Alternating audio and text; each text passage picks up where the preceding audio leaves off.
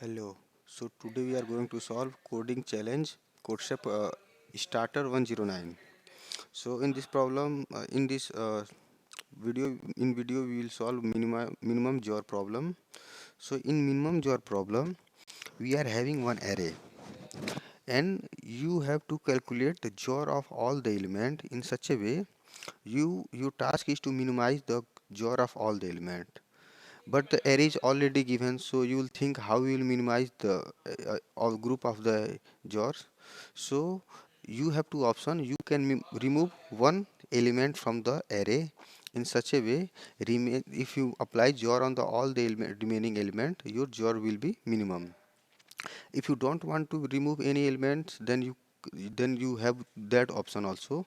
So if you, after removing one element, our jar of all element is minimum, or without removing any element you are getting the jar minimum jar. It's up to you, but task is you have to minimize the jar of all elements. So let's understand by one example. Suppose we are having n elements like x1, oh, x1, x2, x3, and so on xn, and you have to calculate the jar of all the element. So x1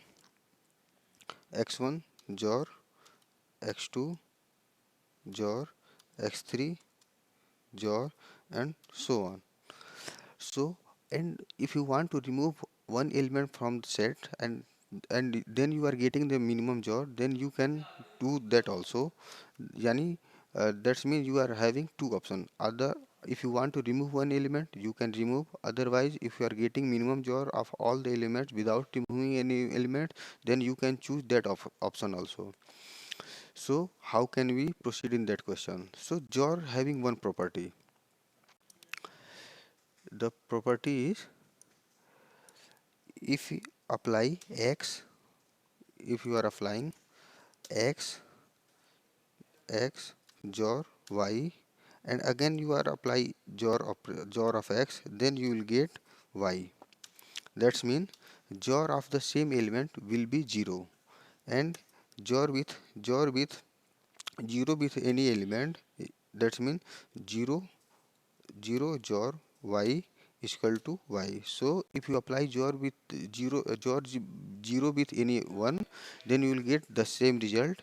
And if you are repeating any element in jar, then that element will be eliminated from the your set. So we'll apply that method to calculate the minimum one. So first we will calculate the jar of all the elements. So x1 jar, x2 jar, x3, and so on jar xn. This will give the result of removing without any elements. This jar is representing the what will the result if you will select all the element in the jar.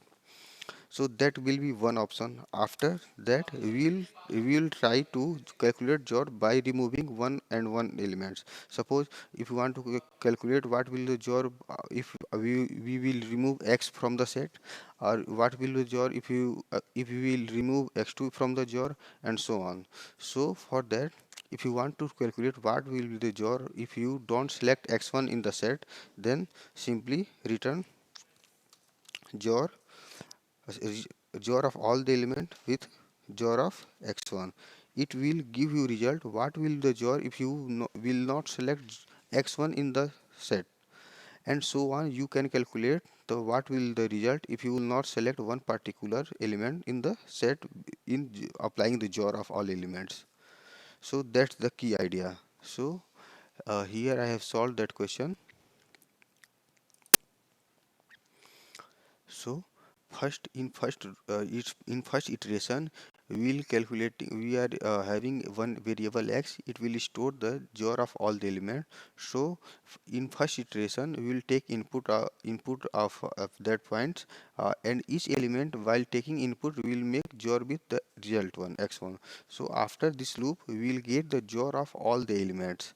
Once you will get the jar of all the element, you will assign that jar in a variable answer, and after getting, you are checking what will the minimum jar if you will not select that particular element. That's mean if you are making jar with uh, overall jar with xi, that will give you result what will be the jar if you will not select x1 in xi in that group.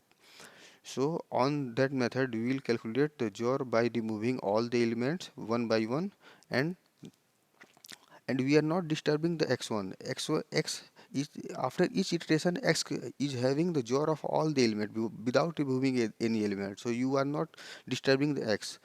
Yet in each iteration you will just calculate what will the jar if xi will not present and remaining all the element will present.